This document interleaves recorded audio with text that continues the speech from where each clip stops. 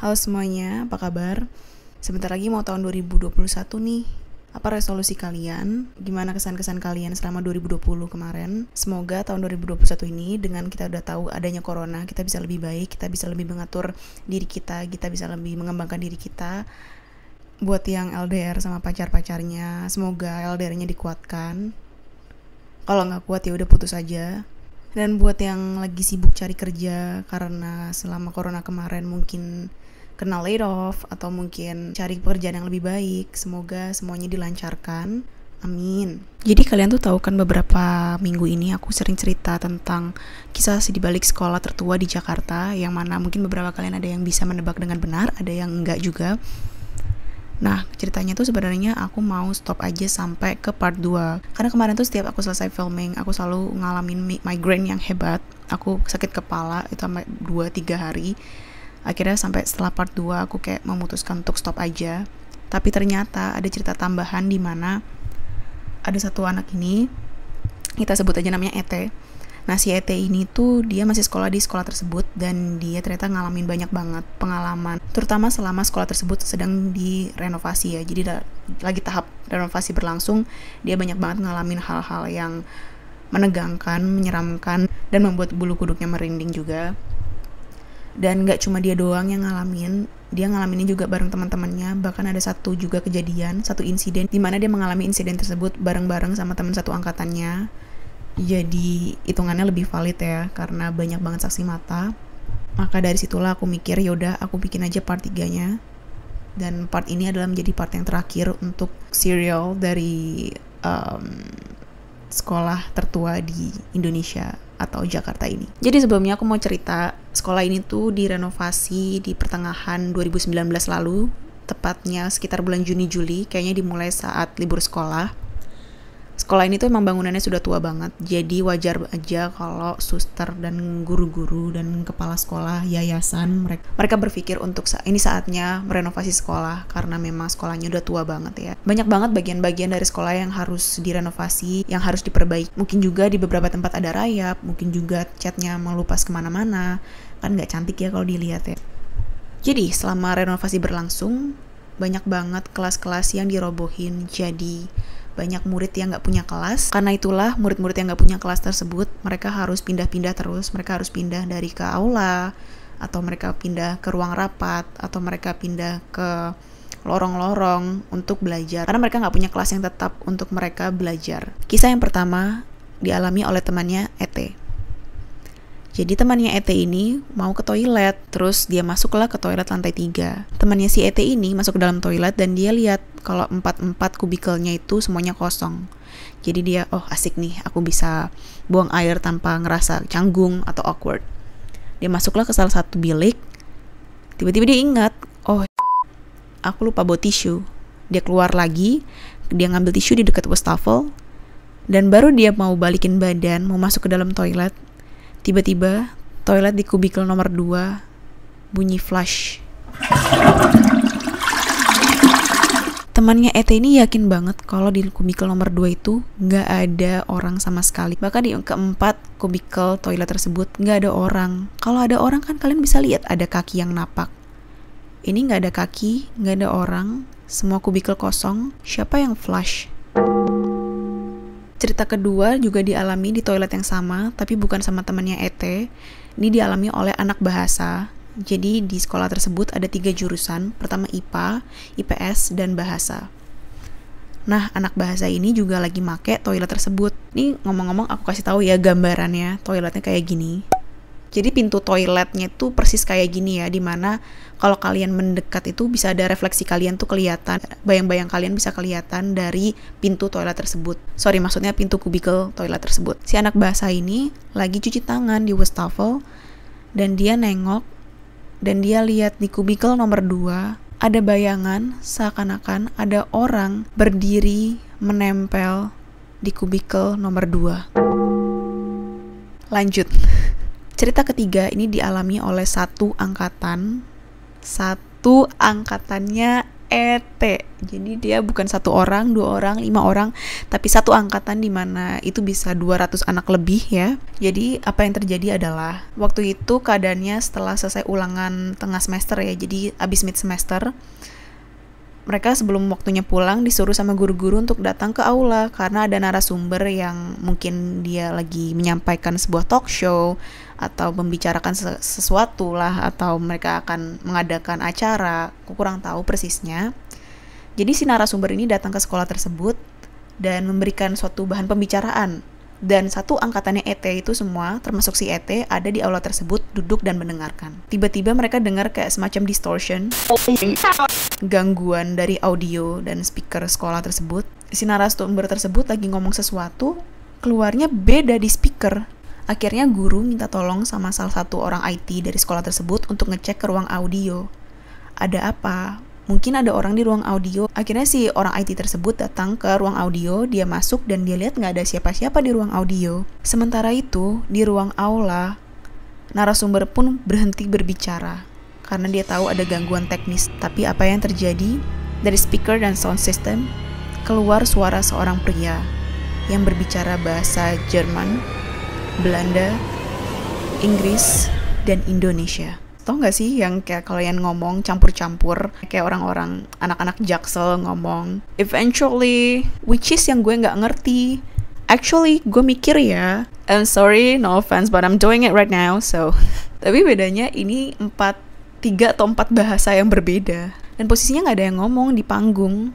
Tiba-tiba keluar suara sendiri. Aku kasih tahu ya, sekolah tersebut tuh ada 6 bahasa asing yang menjadi ekskul, di mana adalah bahasa Mandarin, bahasa Jepang, bahasa Korea, bahasa Jerman, bahasa Belanda, dan bahasa Prancis. Aku lupa deh, ada bahasa Rusia juga kalau nggak salah atau enggak ya, aku lupa. Nah, si ET ini kebetulan kayaknya dia ngambil, kalau nggak Jerman, dia ngambil Dutch deh. Dia kalau nggak ngambil Jerman, dia ngambil bahasa Belanda.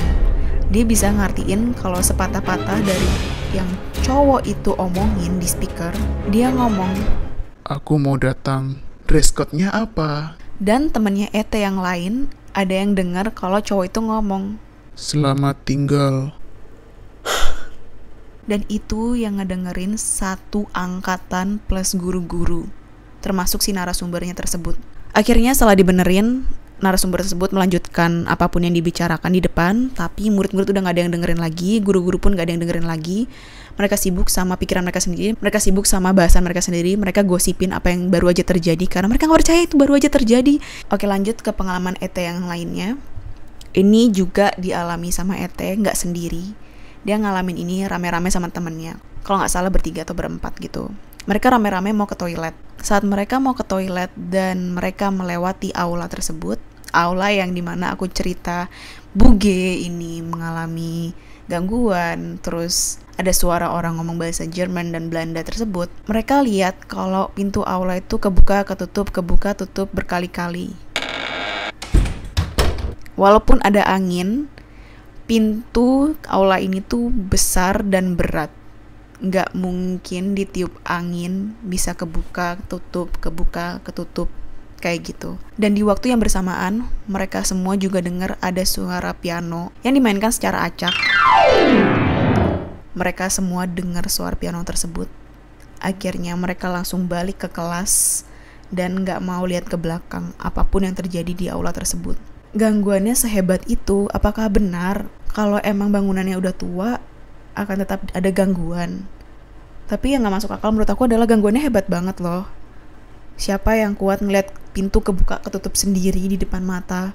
Itu kalau aku posisinya jadi ET, aku udah pingsan, aku udah nangis, aku udah nggak tahu lagi. Dan ini cerita terakhir yang dialami sama ET lagi, dimana dia lagi kedapatan pelajaran matematika. Nah, kelas yang dipakai adalah ruang rapat waktu itu. Jadi ruang rapat itu tuh di depannya ada papan tulis, ada projector, dan juga ada audio. Nah, kalau misalnya kalian lagi pakai projectornya, kalian harus nyalain audionya supaya bisa kedengeran kalau ada suara-suara. Atau mungkin PowerPoint dari gurunya ada bunyi-bunyi lagu-lagunya, segala macam. Kebetulan saat itu lagi nggak dipakai projectornya, jadi mereka lagi ngerjain tugas, ngerjain soal, dan ada beberapa murid ke depan, ke papan tulis, ngerjain soal. Projector mati, audio pun mati.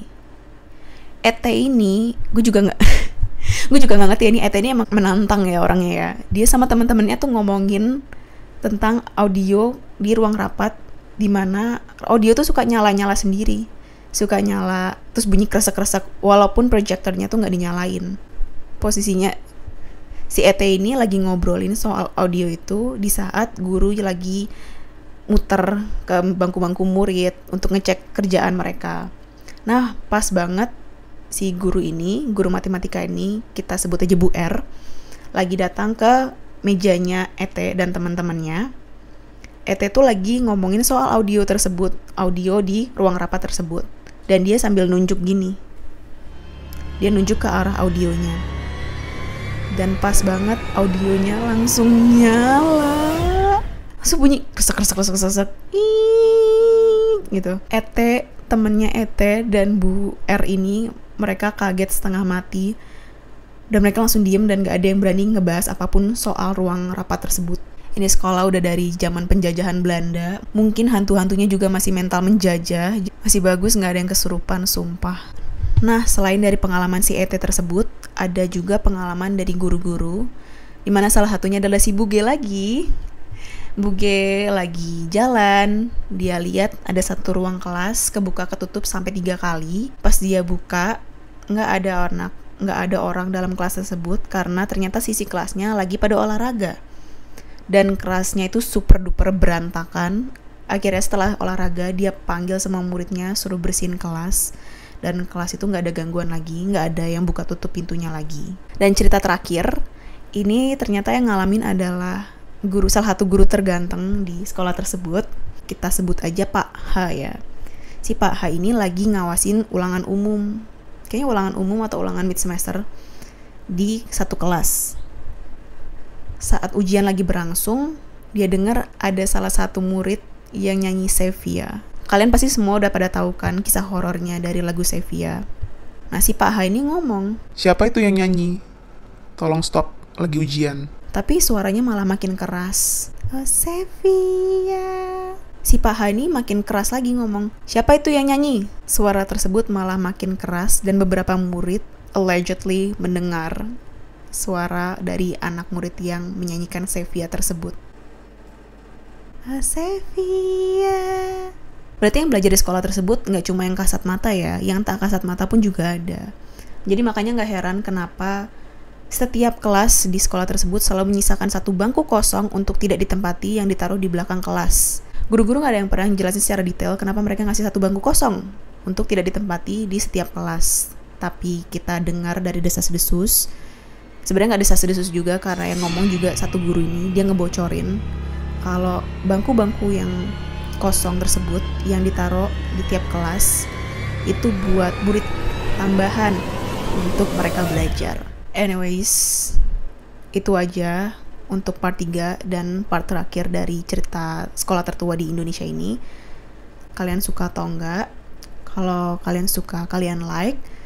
Kalau kalian ada tambahan cerita atau tambahan pengalaman dari sekolah tersebut, comment down below, komen di bawah. Kalau kalian mau aku kulikin cerita yang lain, juga komen di bawah. Jangan lupa subscribe juga. Kok kayak nodong sih? Okay, that's it for today and I'll see you on my next video. Bye.